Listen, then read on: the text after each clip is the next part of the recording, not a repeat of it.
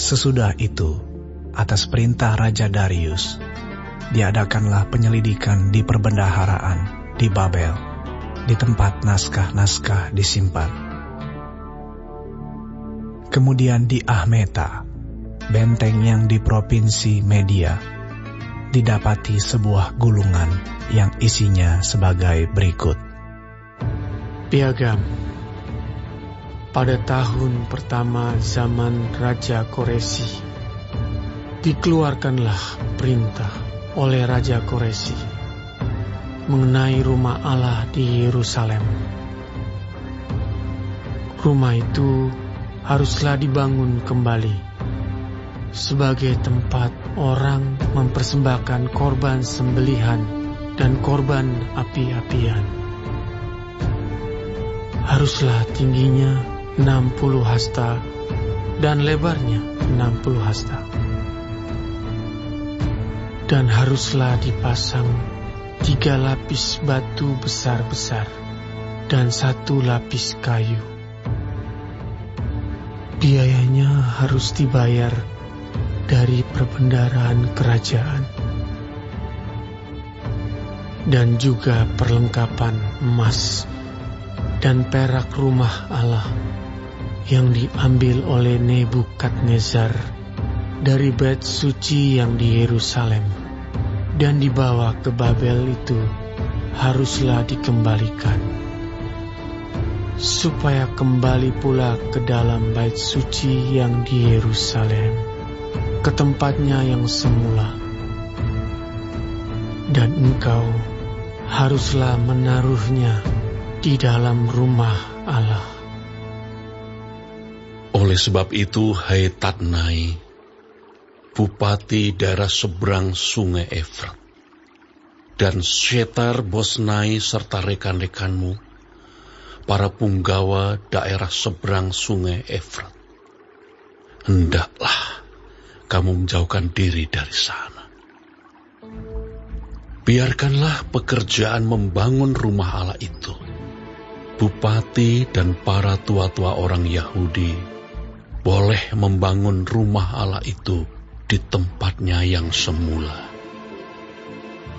Lagi pula telah dikeluarkan perintah olehku tentang apa yang harus kamu perbuat terhadap para tua-tua orang Yahudi mengenai pembangunan rumah Allah itu, yakni daripada penghasilan kerajaan, daripada upeti daerah seberang sungai Efrat, haruslah dengan seksama dan dengan tidak bertangguh diberi biaya kepada orang-orang itu.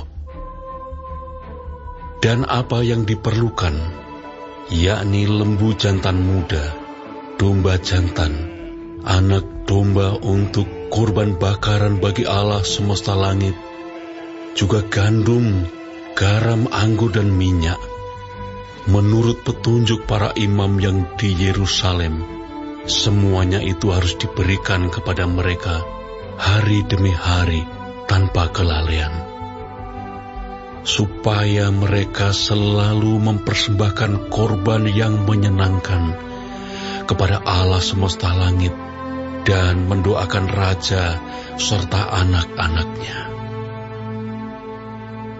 Selanjutnya, telah dikeluarkan perintah olehku, supaya setiap orang yang melanggar keputusan ini akan dicabut sebatang tiang dari rumahnya untuk menyulahkannya pada ujung tiang itu, dan supaya rumahnya dijadikan reruntuhan oleh karena hal itu.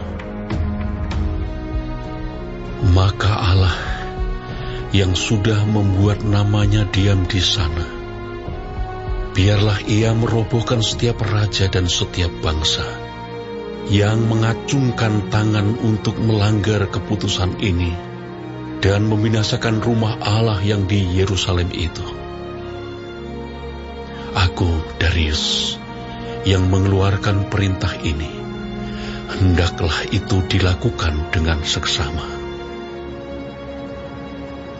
Kemudian Tatnai, bupati daerah sebelah barat sungai Efrat, Setar-Bosnai, dan rekan-rekan mereka berbuat dengan seksama menurut apa yang diperintahkan Raja Darius.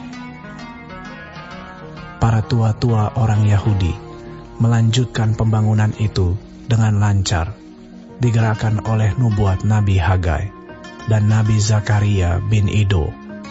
Mereka menyelesaikan pembangunan menurut perintah Allah Israel dan menurut perintah Koresi, Darius, dan Artasasta, raja-raja negeri Persia. Maka selesailah rumah itu pada hari yang ketiga bulan Adar, yakni pada tahun yang ke-6 zaman pemerintahan Raja Darius.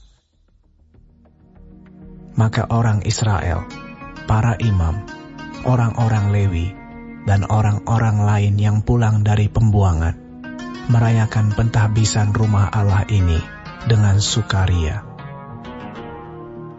Untuk pentahbisan rumah Allah ini, mereka mempersembahkan lembu jantan 100 ekor, domba jantan 200 ekor, dan anak domba 400 ekor, juga kambing jantan sebagai korban penghapus dosa bagi seluruh orang Israel 12 ekor, menurut bilangan suku Israel. Mereka juga menempatkan para imam pada golongan-golongannya, dan orang-orang Lewi pada rombongan-rombongannya, untuk melakukan ibadah kepada Allah yang diam di Yerusalem, sesuai dengan yang ada tertulis dalam kitab Musa. Dan pada tanggal 14 bulan pertama, mereka yang pulang dari pembuangan merayakan Paskah.